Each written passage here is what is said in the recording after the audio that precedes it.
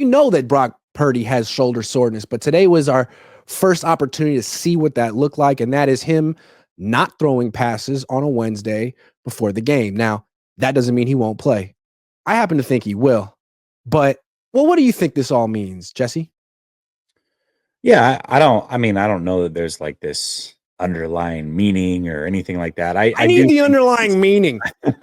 sorry. What I meant to say was there is an underlying no. uh, I think he's gonna play. I don't think there's any danger of him not playing. But when you look at Brock Purdy in his short career, he had the UCL injury. Last year he had one concussion for sure. I would venture to guess he had probably another one. Remember, he also had the shoulder stinger thing a couple games too, where he was out for a couple plays and visibly hurt there. And then now we've got the shoulder injury. And I think what we have to realize is Brock Purdy is not a big player. Like he doesn't have the 6'5" frame. He's not 240 pounds. He's got very big quads, right? They call him Mini Bosa, but he's Yeah. still pretty thin in his upper body, and he's taking a lot of big hits this year from very large gentlemen. So he he needs to protect himself better. I think that's what we're learning long term is that he needs to protect himself better. Kyle needs to protect him better as well. It's not just Brock Purdy. And the only real concern I have is not necessarily does he play against Green Bay or does he play well against Green Bay?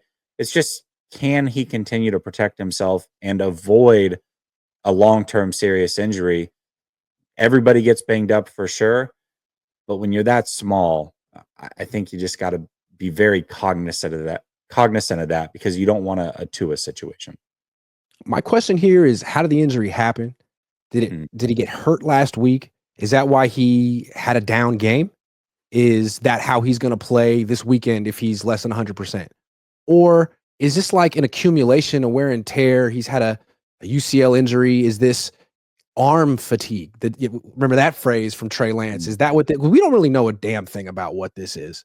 So what does it look like short term? And then if it is arm fatigue, is this something that he's going to be managing throughout his career? And if so, that's something the Niners need to know before they give him $250 million or more. Well, I mean, they were pretty open about last year that they really had to manage it throughout the year and that the bye week was huge for him and that he wouldn't throw. And you saw him with the massage elbow thing throughout the whole course of the year that he would put on between drives. And yeah, I'm sure that there's maybe some lingering effects to that. I doubt that you'll just forever be perfectly fine.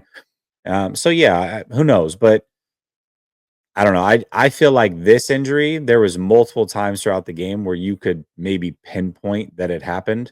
He would fall on his throwing shoulder. He would stretch the arm out and land on it awkwardly. Like you could see that physically there was plenty of spots where, oh gosh, your shoulder could get hurt. We just did a show on 49ers Collective. If you haven't checked it out, make sure you do that. But Ashley brought up a great point that I'd completely forgot about where his arm was completely hit, very similar to what happened against the Philadelphia Eagles. So maybe that was it as well. He wasn't able to extend as much, but yes, the arm could have been hurt there as well. Yeah. Just think about it. Like that's how he got hurt the first time. Throwing, hand gets hit. Think about the torque. Like if it were to happen again, you could see that hurting your shoulder. If you are throwing and you get your hand hit, you could also see that hurting your elbow. So I don't want to cause alarm or panic because I don't freaking know. But if that's how he got hurt on a play like that, and they're saying it's his shoulder, I believe it. My question is it also his elbow? And if so, damn, that wouldn't be good. So that's, and I only ask that because the 49ers have been like, they'll tell you part of the injury or something near the injury. And then you find out more. These like, it has like a story and an evolution when they talk about these injuries. I hope that's not the case because, I think we all root for Brock to an extent. Like any guy who's had a potential career-ending injury, you'd like that to be behind them and not the reason that they succeed or don't in their career. For sure. And I think it is also possible that when you have a repair on an elbow, that is now stronger, right? You've built up scar tissue, all those other things. So when your arm gets hit going forward, it's going to find the path of least resistance. Well, your elbow's not going to give out. So what's the next thing? Your shoulder could, right? So definitely it could be from that. I don't necessarily want to fully speculate if that hit was it or whatever. Right. But there was definitely plenty of spots, like I said, that you can point to where it's like, well, maybe it was there. Maybe it was there. He's again, his upper body is not very big. It's just not. He's very normal, I would say, as far as the way that he's built in his upper body. And these guys are not normal that are hitting him. So yeah, he's just got to do a better job of being cognizant of that and just not taking unnecessary hits. He'll be fine. Yeah, I mean, Kyle's essentially said he expects him to play this week, and I see no reason to think that he's not being truthful. So I would expect him to play as well. My question only is, is he going to play like he did last weekend?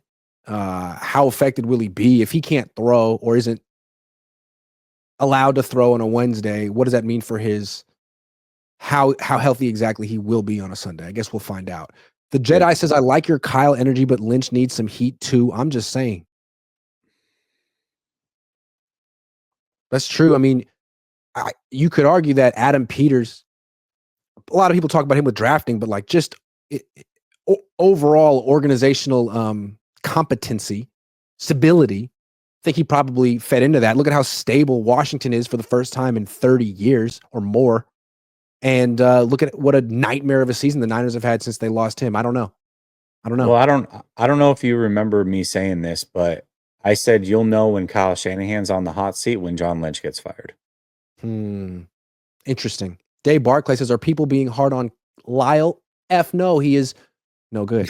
This is Dave Barclay. The Ryan G. Hensley show says, aloha from a poolside in Oahu. See y'all next week. Nice. Just rubbing it in once again. That's the thing about Ryan. Look at this guy. He's just such a... I didn't realize he was still in. I thought he had come back. Now I like him even less. I didn't think I could like him less than I already did. But now I like him less. Just figured it out right now. I like him less. Yeah, like there's just like a whole lot of jealousy I'm feeling, and I just can't. There's nothing I can do about that. Hi, Grant and Jesse. Hi, sir. Hello, man. Ryan G. Hensley show says, summarize all the news I missed in 20 seconds. The 49ers lost. Everything is falling apart. Yeah, Nick Bosa might not play. Brock Purdy's got a thing. Other than that, though, they're about to flip the switch. Sir Cash Money says, Grant/Jesse, howdy. Oh, this is George Kittle. What's up, George? What are y'all opinions on Shadow of the Erd Tree being nominated for Game of the Year? Do you think Discs DLCS should be able to win the award? Many think it's inconsistent with years of precedence. Appreciate y'all. He always does this, dude. He always I think this is George Kittle. It probably is. That would be his sense of humor too. It would be, yep. Corey Coleman says, happy my Hawks got the win. Love the Hawks and Niners rivalry as well over the years. I rewatched the 2013 NFC Championship recently, and that game was a brawl and so many star players on each side. It was an all-time great game. Yeah, it was. I'll never watch that game again, but yeah, kudos to you. Yeah, I mean, those were the two best teams of that little mini era, the Niners and the Seahawks, I think. I guess the Patriots are there, but yeah.